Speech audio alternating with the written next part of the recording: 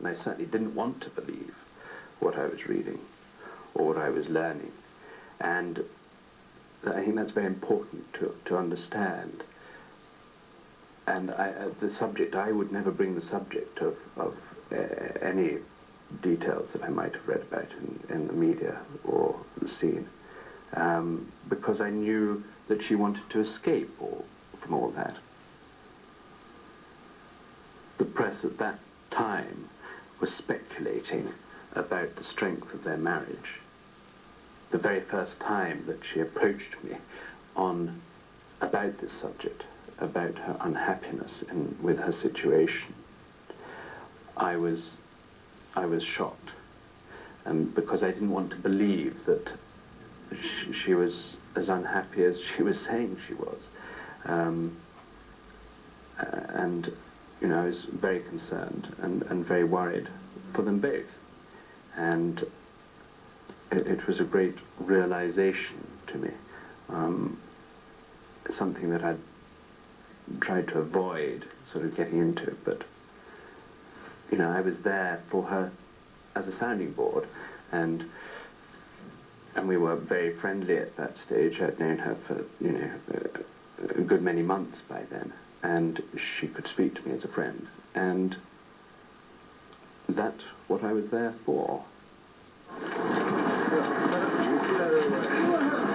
At that time, Diana was a very lonely woman. She was very vulnerable. She was still young, and I was aware that she needed strong support. And more than anything, I was there to be able to give her that. There was a mutual meeting, if you like, of two compatible people, and that did develop by accident, if you like, by fate, if you like. In my mind, it was never her intention to fall in love with me, and it was certainly not my intention to fall in love with Diana. But it happened because of the circumstances throwing us together, if you like. I remember feeling as though, I wonder if, I should actually be becoming involved in something which is quite clearly an explosive situation. I did appreciate that at the time. And I do remember speaking about it to my father, who was the only other person privy to the knowledge. And, he just said, be very careful with what you're going to do. We were falling in love together, and there was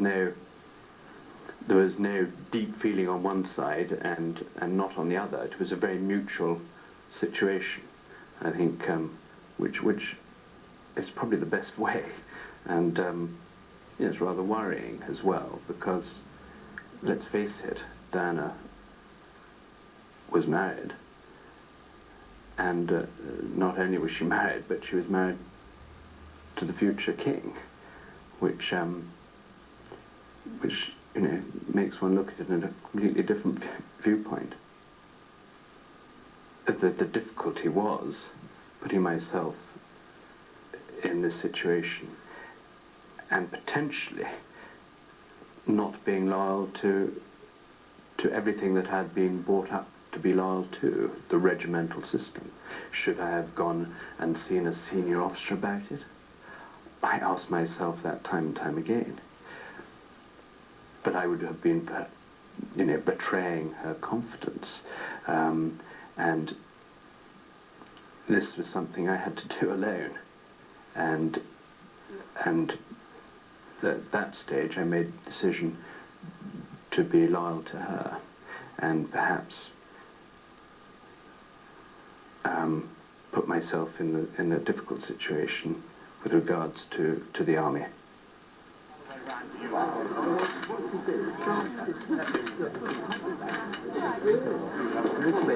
It's very difficult to say how physical she wanted the relationship to become. And I'm not going to suggest one way or the other whose fault it was. It developed and it was mutual. Diana, at that moment, needed, apart from the emotional and friendly support that we got from each other, I certainly think there was a lot more missing in her life, and a physical contact was equally as important as anything else. At the time, her self-esteem was very low, and I felt it important that to give what she wanted, to feel a whole woman.